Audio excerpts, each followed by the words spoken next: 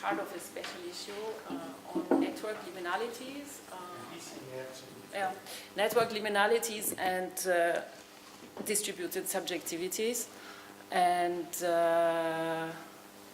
and it actually comes out of my research on the soft image, where I was asking the question of what happens to the image in digital networks. I was using the term of the operative image, for instance, to think about online adaptive databases. With the term of the transactional image, I'm actually continuing that work of investigating the image as a process and not as a representation, but using a different framework, which is that of pragmatist philosophy. John Dewey. I don't know who is familiar with John Dewey, so the beginning will be sort of a hardcore introduction into John Dewey. So, in Knowing and the Known, from ich will kein Feedback. Okay, so in Knowing and the Known from 1949, which was a collaboration between John Dewey, who was a pragmatist philosopher, and a sociologist, Arthur Bentley, the authors proposed a transactional view of what they called the vital entanglement of humans, things, and milieu as cultural, social, commercial, and individual parties of what they called a body of transaction.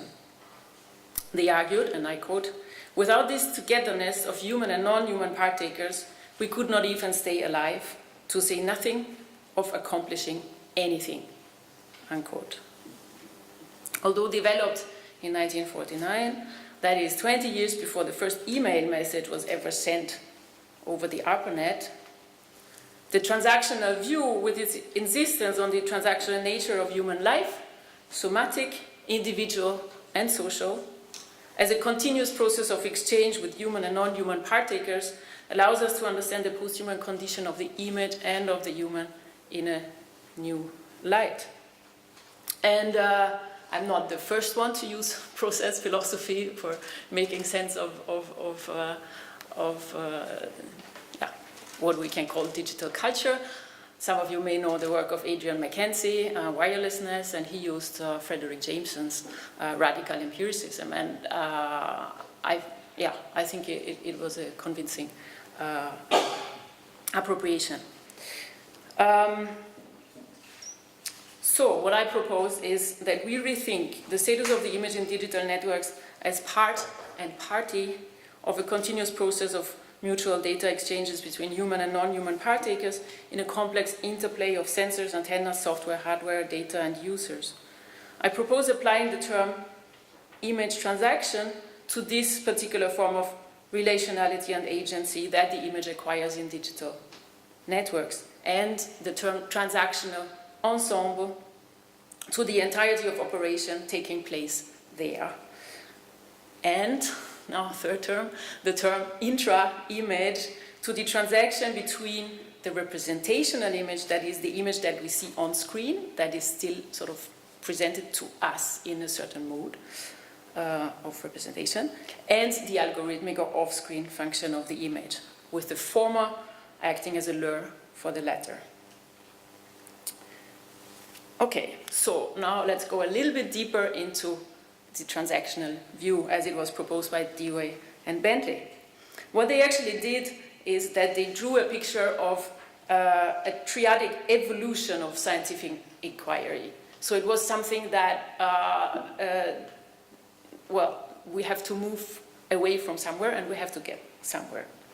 And the first level of inquiry they called the self-actional view, which is, I quote, a primitive treatment of the known, where aspects and phases of action are attributed to independent self-actors, humans, animals, and things.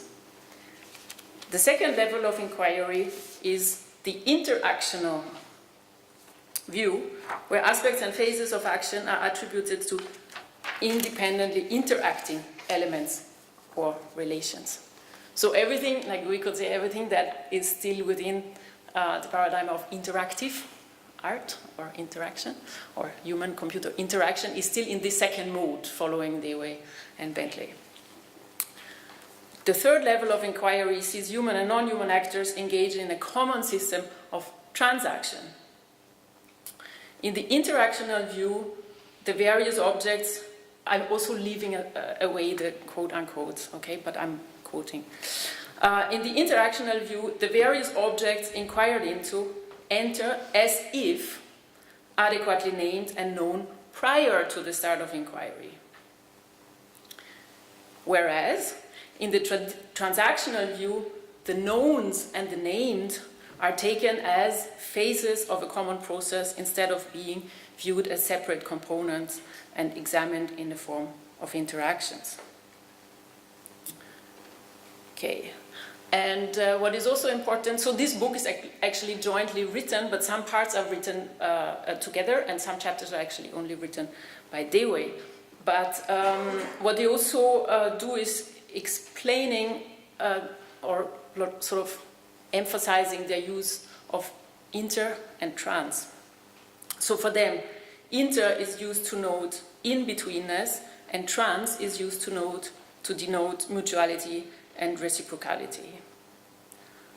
They use those two terms interchangeably, but we can argue about that. I prefer the term mutuality. And now comes the important part. In chapter 10, which is actually named Common Sense and Science, which is solely authored by Dewey, the example of a commercial transaction is used to understand both common sense and science as transactions and processes of mutual exchange. And here I have the quote for you also on the screen. No one exists as buyer or seller save in and because of a transaction in which each is engaged. Nor is that all. Specific things become goods or commodities because they are engaged in a transaction. Moreover, because of the exchange or transfer, both parties undergo change. And the goods undergo at the very least a change of locus, by which they gain and lose certain connective relations of capacities previously possessed. I'll skip the arabesque. So, these commercial or financial transactions are then part of a larger body of transactions. And this body includes industrial production and also cultural customs. So it's a very it's a sort of an onion system of transactions that englobe the entire cultural sphere. Dewey argues that if both common sense and science can be understood as transactions, then, and here I have my second long slide and that is it as well, then human life itself, both severally and collectively, consists of transactions in which humans partake together with non-human beings of the milieu, along with other human beings, so that without this togetherness of human and non-human partakers, we could not even stay alive, I've already said that, to say nothing of accomplishing anything. But they insist. From birth to death, every human being is a party, so that neither she nor anything done or suffered can possibly be understood when it is separated from the fact of participation in an extensive body of transaction, to which a given human may contribute and which she modifies but only in virtue of being a partaker in them. Okay, so how are we going to apply this, or why is that relevant for the image and the network? Understanding the image as a transaction reveals the proactive aspect of the digital image engaged in a continuous transactions with a varying set of human and non-human parties. Although in recent media theory the notion of the image economy has mostly been used to denote the digital image's modes of circulation. Circulation is everything we have, different in kind from earlier media. My appropriation of Dewey's theory of common sense and science as transactions does not limit economy to the image itself, but sees the image as a party to the larger economic system of digital networks. This economic system is in turn partaker and vehicle of the larger economic system of global capitalism. And here, well, we've had the brilliant talk, just before, enacted and controlled through digital networks. And here I have something that I actually would like to work on because it's a brilliant, brilliant study, I feel, but I can't go into it. If we consider with Boris Groys data as the invisible essence of the image and the image as a visualization of digital data, we cannot ignore the radically processual nature of the on-screen image in terms of network access, data transfer, decompression, and display. The transfer across the network to the client is sequential, as is the decompression, and as is the decompression. The filling of the frame buffer on the display device and the refreshing of the display itself. Image and data, screen and network are in fact part of a transactional ensemble where and when the image as the visible part of a given data exchange coincides with the screen as the local access point to the network. Access understood as both a functional capacity and a process. Images are not merely outputs displaying network processes on an outpost, the screen as a network terminal point. Indeed, they stand, or rather proceed, in continuous relation with servers and client computers, data and algorithms, signals and sensors. Accessing data in digital networks is never a unilateral process. It was always a process of data upload and download, as Wendy Chun has often explained in her talks and her books.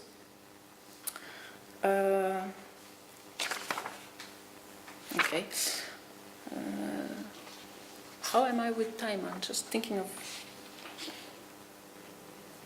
10, 15 minutes left? Okay. Okay. Yes. Just, yeah, so there's a section on okay, let me just switch to the next slide and then, yeah. So this is by my ex-colleague David Ho, who is sort of devising strategies against sort of the unilateral data exchange operated by advertisement software, etc., which is making use of the seemingly reverse operativity of users sort of accessing and downloading stuff. So even seemingly neutral websites that are actually not personalizing advertisements, they actually personalize content to better sell whatever they have to sell. And thus, websites are, of course, always, well, I don't see what you see on your computer. So it seems that the only way to escape this pervasive human monitoring, or omnivalence, which is a term that was coined by Josh Blackman in a legal article against Google Street View, is not through yet another Data Privacy Act, which is only to be circumvented by the stakeholders, but probably the only way out is through acts of obfuscation, as Daniel and Helen Nissenbaum are trying to do here. Okay. Image and screen. So the image continues to appear on the screen as a visual entity, but there is more to the image than meets the eye.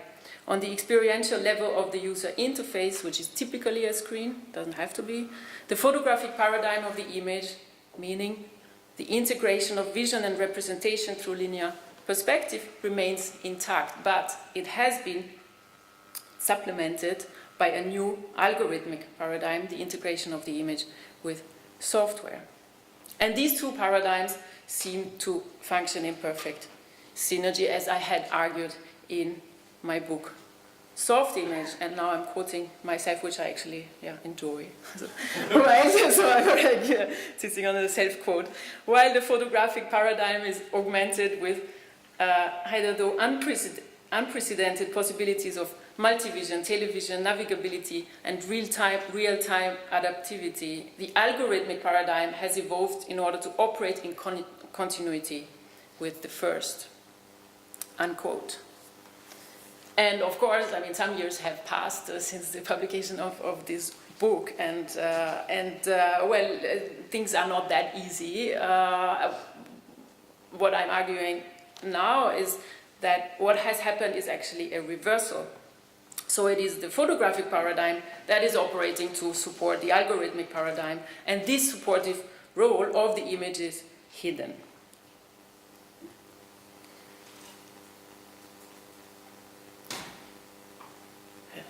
Just as Walter Benjamin argued in the early 20th century that we could not understand functional reality by looking at a photograph, and famously he used the case of the group works. So here I have the Canon workshop. At the beginning of the 21st century, looking at an image on a screen does not help us to understand the functional reality of the programmed relations between image and data. On the contrary, an image on the screen maintains the optical illusion of the user's control, agency, oversight, and sovereignty. While these have been delegated for the majority of all actions to software agents, so ranging from simple autocomplete functions in web forms to digital assistants such as Amazon's Alexa. We have seen the map of Alexa before. So here we have the sort of how it is presented to those who are supposed to use it. Microsoft Cortana. Oh yeah, that's actually what I'm showing you, Microsoft Cortana. And Apple Siri.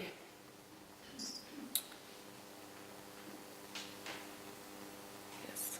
So, the image is not merely an appearance on screen, a sequence of codes, or a bit stream. It is a complex program intrinsically merged with the execution of a decompression protocol and other algorithms governing its real-time adaptivity.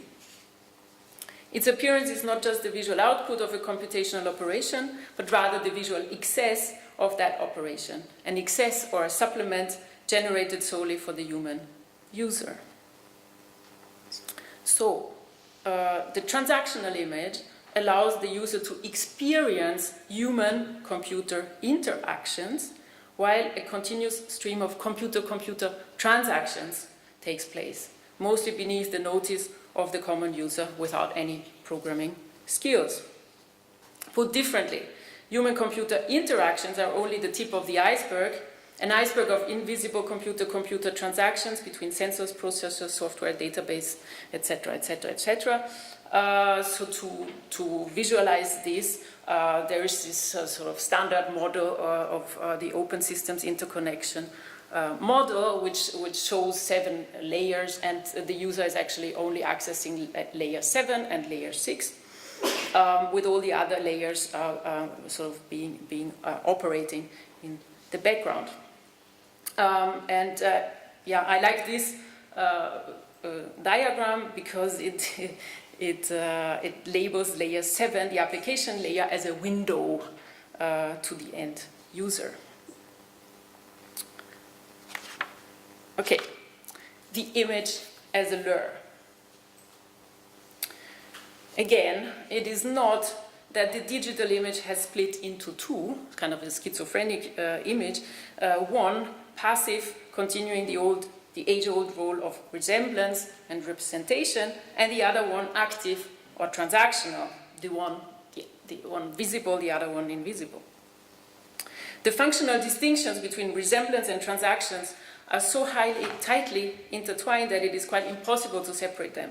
In fact, one of the transactions in which the digital image engages in is the transaction between these two functions, which I propose to call the intra-image. And for those who know the work of Karen Barad, this resonates in an interesting way with Karen Barad's notion of the intra-action. but these terms were actually developed separately. But Barad's agential realism, following her agential realism, subjects and objects do not pre-exist, but are contained within what she calls materializing relations that are entanglements of interacting agencies. So interactions enact agential cuts that then enact the separation into subjects and objects. But these separations only exist within relations, so she argues. Okay. So Barad, I don't think she has read or acknowledged Dewey, but it's an interesting parallel. She comes from elsewhere. Okay, so, but for me, well, even though Barad is short, okay. This is, okay, then let me skip my critique of Barad and let's move on. Okay, so let's move on to the transparency grenade to exemplify my point or problematize my point or whatever. Artist and activist Julian Oliver created this transparency grenade for an exhibition at the Hauskultur der Welt in 2012. It was later shown in an exhibition in Hong Kong, which is where I encountered it for the first time, in an exhibition titled Surviving the Glass System, where the work was exposed in a glass box and the data extracted were shown on a digital screen. The data were extracted from visitors' smartphone that had to log into the provided network. The transparency grenade, termed by Oliver network intervention device and exploit enactor, and which is modeled after a Soviet F-1 hand grenade, has a mini computer, powerful Wi-Fi, antenna and a microphone, and it captures network traffic and audio at the site, mines the data for information, and then provides those on an online and public map. So what we get are usernames, host names, IP addresses, email fragments, images, web pages that have been consulted, etc., etc. So there's always a slight delay, but yeah, it is part of the work. The transactional image here comes to represent itself and its entanglement into processes of surveillance and control. The on-screen image then is turned from a lure into a place of critique, or so had I argued in my abstract. However, the work's title is actually The Transparency Grenade and not, as I had wrongly remembered, the Privacy Grenade. The grenade is aimed at the increasing network opacity and control operated by lawmakers, exploiting what Oliver calls network insecurity or the fear of the leak. By capturing and publicly presenting visitors' smartphone data, however, Oliver also intends to spark a debate about trust in network infrastructure that reaches out into our lives evermore. I'm coming to the conclusion. Oliver's martial intervention may lead us to argue that the internet as a network infrastructure in which each connected computer can communicate with any other computer is actually a patchy assemblage of intranets full of access restrictions, login protected and firewall protected zones. But maybe the better term would be transnet, the internet as a transactional ensemble. And while the internet is characterized by non-transparency and non-mutuality, different kinds of transnets are imaginable. Queer nets that transcend boundaries, identities in the sense of Dewey and his co-authors' transactional view, in the sense of refusing to isolate aspects and phases of an action and to attribute them to elements, entities, essences, or realities.